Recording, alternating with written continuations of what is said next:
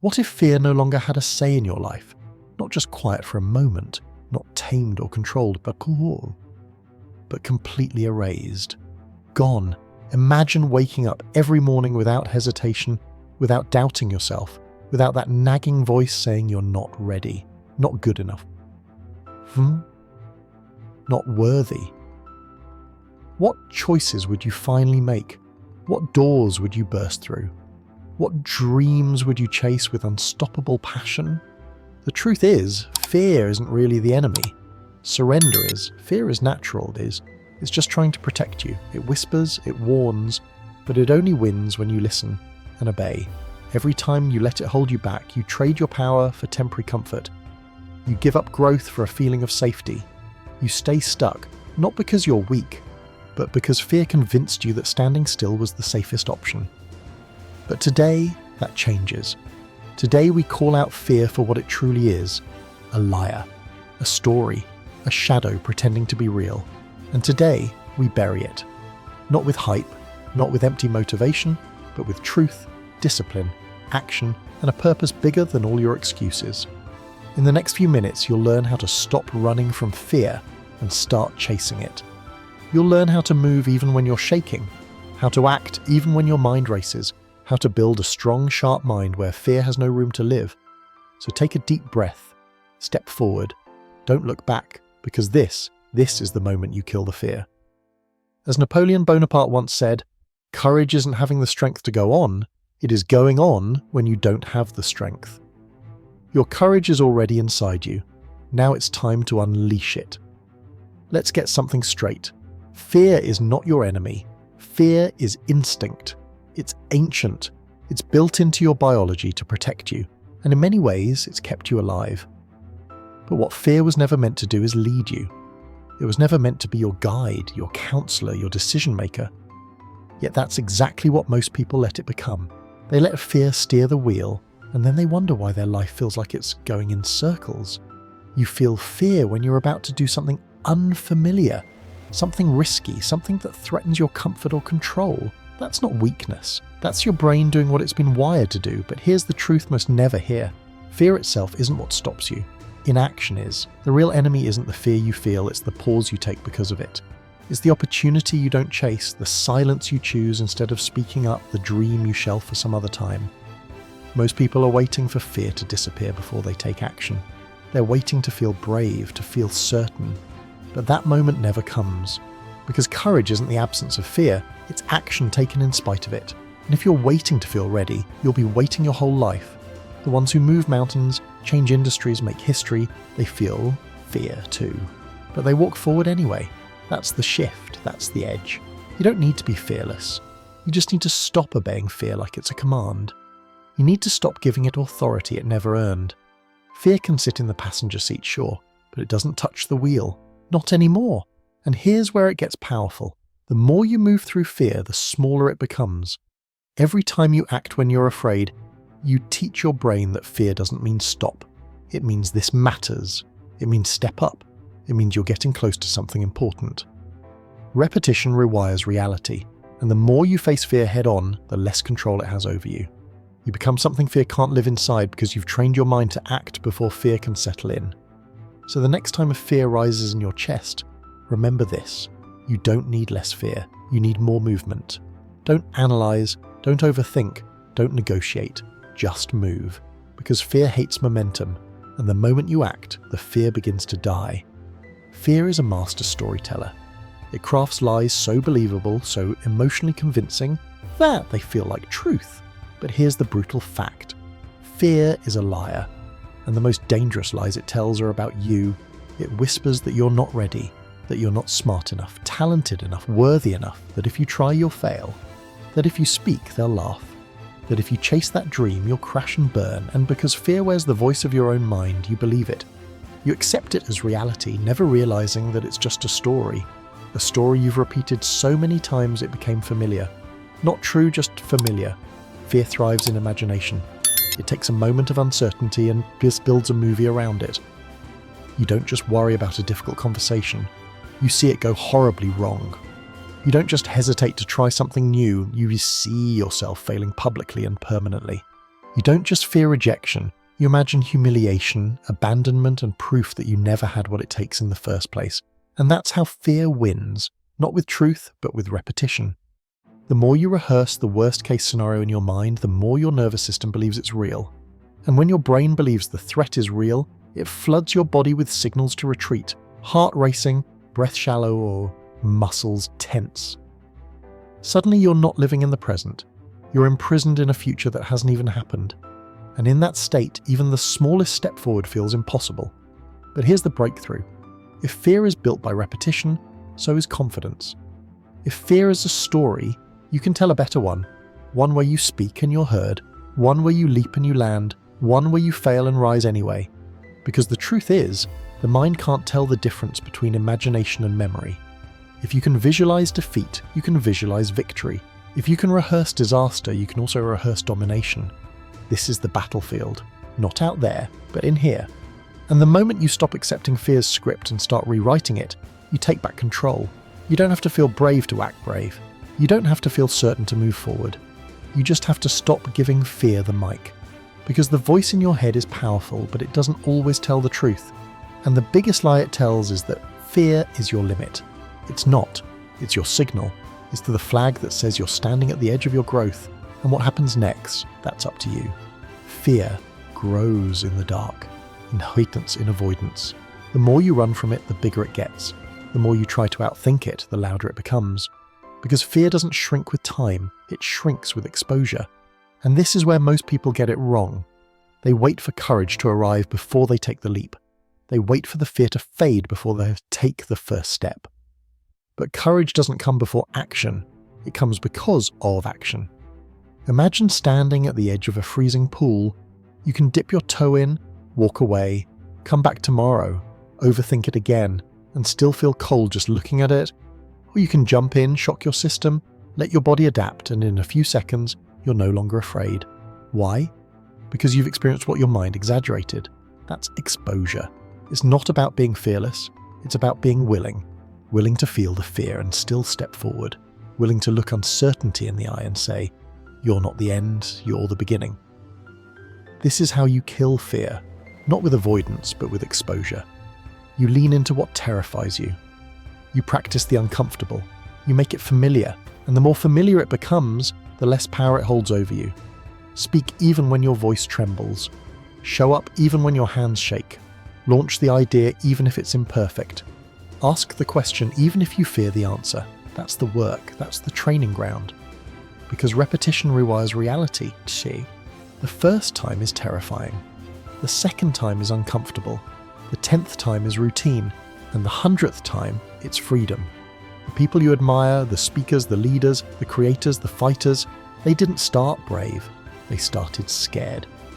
The only difference is they refused to stay that way. They built tolerance to discomfort. They didn't run from the storm. They stepped into it again and again until the thunder couldn't shake them anymore. The truth is, the fear never fully leaves. But you stop flinching when it speaks. You stop shrinking when it rises, because you faced it enough times to know it's just a sound, it's just a signal, and it doesn't have the final word. You do. The only way out is through the trembling, through the failure, through the doubt. You walk straight into the storm, not because you're unafraid, but because you know the other side of fear holds the life you haven't lived yet. And that's a price worth paying. If you want to kill fear, you must go to its source, your mind, because fear doesn't start in the world, it starts in your thoughts, in the silent, invisible stories you repeat to yourself. Stories of inadequacy, of danger, of what might go wrong, stories that play on a loop, shaping your reality without you even realizing it. And here's the truth. If you don't train your thoughts, they will train you. Left unchecked, the mind becomes a battlefield where fear always wins. But you're not here to be ruled by fear. You're here to reclaim your mind, to take back the pen and write a new script. And it begins with this simple but powerful realization. You are not your thoughts. You are the observer of your thoughts. You're the architect, the programmer, the one who chooses what gets to stay. So when fear whispers, you're not ready, you don't just accept it, you question it. You respond, says who? When it says, you'll fail, you reply, maybe, but I'll learn. You flip the script, you disrupt the pattern. because every thought is a seed and what you water grows. If you water fear, you'll harvest hesitation. But if you water courage, if you flood your mind with powerful, intentional, disciplined thoughts, then boldness becomes your default. This isn't about blind positivity, it's about intentional mental conditioning. The same way athletes train their bodies, warriors train their reflexes, and musicians train their fingers, you must train your mind, with affirmations that declare your worth, with visualization that locks your eyes on the outcome, with repetition that makes greatness feel familiar. Tell yourself what you want to believe until it becomes who you are. Speak it, feel it, act on it every day. I am calm under pressure. I face fear and move anyway. I don't shrink, I expand. These aren't just words, they're commands. And your subconscious is always listening. Don't just think these thoughts, live them. Let your actions reflect your new identity. Your mind learns by watching you. So when you do something bold, when you move despite the nerves, or when you speak up despite the shaking hands, your brain registers. We do hard things now. That's how identity changes. That's how fear loses control. You're not weak for having fear, but you stay weak if you let it lead. Discipline your inner world, and the outer world will bend to meet it. Guard your thoughts like a vault. Interrupt the lies. Install the truth. And remember that you always have a choice. Fear may visit, but it doesn't get to stay unless you open the door. Train your mind or be trained by fear. The choice is always yours. What if fear wasn't a stop sign but a signal? What if the very thing you're avoiding is the thing you're meant to do? Most people think fear means don't. Don't go there, don't try that, don't speak up, don't risk it. But in reality, fear is often a compass. It points toward the edge of your comfort zone, and that's exactly where growth begins. That fire you feel in your chest, that trembling in your hands, that's not weakness.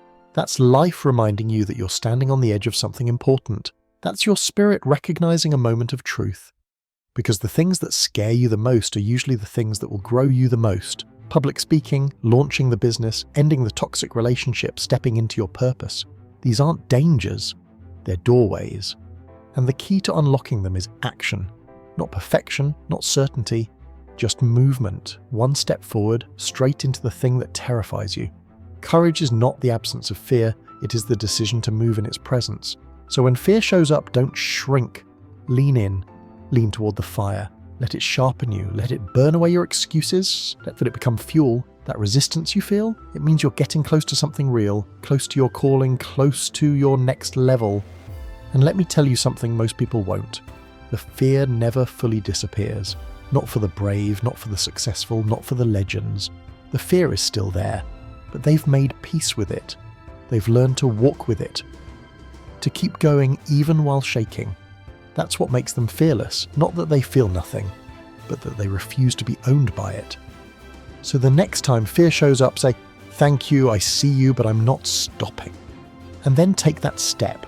Make the call, hit publish, say yes, say no, say the thing that scares you. The moment you lean toward the fireman, the fear begins to fade, and what's left is freedom. Here's the truth nobody wants to hear. You will not become fearless by waiting to feel brave. You don't kill fear with feelings, you kill fear with discipline. Motivation comes and goes. It's a spark, quick, loud, exciting, but short-lived. Discipline, on the other hand, is the steady flame, is the engine behind every fearless life. Because when you train yourself to act, not when you feel like it, but when it needs to be done, you become dangerous, or you become untouchable. Courage isn't a lightning bolt. Because it's a decision, a daily decision to show up, to do the hard things, to lean into the discomfort again and again, even when your mind screams for safety, especially then. This is what the greats understand. They don't wait for confidence. They act, and confidence catches up. They don't wait for the fear to vanish. They do the thing anyway, and fear learns it has no place there. Discipline silences fear because it removes the negotiation. There's no debate, no should I or shouldn't I. It's already been decided. The alarm rings, you rise, the task is hard, you do it anyway. The voice of doubt whispers, you walk forward in spite of it. That's discipline, and that's how the fearless are made. The more you act in the presence of fear, the more you rewire your mind. You condition it to understand fear is not danger, it's data. And data doesn't control you, it informs you. So ask yourself, are you living by feeling or are you living by principle? If fear is still calling the shots, then it's time to shift. Build rituals that strengthen your mind. Surround yourself with reminders of your vision. Keep your commitments to yourself. One small act of courage every single day, and you'll wake up one day wondering why you ever let fear run the show. Discipline makes you consistent, and consistent makes you inevitable. Picture this. You're lying on your deathbed, moments from the end. Around you are not just memories, but the ghosts of every dream you didn't pursue, every risk you never took, every version of you that could have existed. And they look at you with one question. Why did you let fear decide for you? You see, fear doesn't just steal your moments, it steals your legacy. It convinces you to shrink, to play safe, to sit down when you were built to stand tall. But what if you knew the cost? What if you could see the future that fear is quietly robbing you of? Because that's the thing most people don't realize. They're choosing fear. They think they're choosing comfort, safety, familiarity. But what they're really doing is burying their greatnesses under excuses. They're trading impact for ease, legacy for security. Let me be clear, no one remembers the man who stayed silent. No one builds statues for the woman who avoided failure. The world is moved by those who were scared and moved anyway, by those who stood up, spoke out, and stepped forward in spite of the trembling in their voice or the knot in their stomach. Fear will always offer you comfort. But legacy demands discomfort. It demands pain, sacrifice, risk. It demands that you decide what matters more, the opinions of others, or the opinion you'll have of yourself when your time is up. So ask yourself right now, what will your life say when you're gone? Will it whisper of missed chances and silent regrets? Or will it roar with the sound of someone who chose purpose over paralysis, action over avoidance, courage over comfort? You don't need to know every step, you just need to refuse to let fear have the final word, because your legacy is being written either way, and only one version ends with you free. If fear is a liar, then your routine is the truth teller. It's not just mindset that slays fear, it's movement. It's not about one big heroic act, it's about the habits that turn courage into your natural state. The fearless aren't born brave, they're forged by discipline. Every day they perform small rituals that suffocate fear before it has a chance to speak. Start here. Each morning do something uncomfortable. Not huge, not reckless, just something that makes your heart beat a little faster. A cold shower, an honest conversation, a hard phone call. Why? Because the nervous system must be trained. When you teach your body to survive discomfort, fear begins to lose its grip. Second, move. Physically move. Whether it's lifting, running, walking, the motion kills stagnation, and stagnation is fear's playground. When you move your body, your brain follows. Confidence builds, clarity returns, energy rises, and fear has no room in a body that's in motion. Third, speak power into your mind. Affirmation isn't corny, it's war. The thoughts you rehearse become the beliefs you carry. Every morning, stand tall and say, I am not afraid, I'm not here to shrink, I am here to lead. Say it until you believe it, then act in a way that makes it true. Fourth, win the first battle. Make your bed, show up on time, finish the task you don't want to, because when you start your day with a win, fear loses a piece of its power. And when you stack those wins, you build momentum. Momentum is what makes the impossible feel inevitable. Lastly, reflect each night. Ask yourself, where did fear whisper today? Where did I push back? This is how you refine. This is how you get sharper. You become unshakable, not by avoiding fear, but by facing it again and again until it breaks before you do. The fearless life is not an accident. It is crafted with intention, with repetition, with ruthless self-respect. If you want to kill fear, don't wait to feel brave. Train it, build it, practice it, one bold action at a time. Today we don't just talk about fear, we lay it to rest. Because the truth is, fear dies when you stop feeding it, when you stop bowing to it, when you realize it has no real authority, only the power you've given it. And from this moment on, you take that power back. No more waiting, no more hesitation, no more shrinking to fit the comfort of others or the lies of your past. You were not born to live small, you were not designed to tiptoe through life avoiding danger. You were built to walk through fire and come out forged. So this is the moment, not tomorrow, not when you feel ready, now. You bury the fear, you silence the doubt, you take the first step, and then another, until you no longer remember what it felt like to be ruled by hesitation. And when fear shows its face again, as it always will, you will smile, because now you know its game. You've studied it, outlasted it. You've trained your mind and body to walk forward anyway. Fear doesn't get a vote in your future anymore. Only your vision does, only your mission does.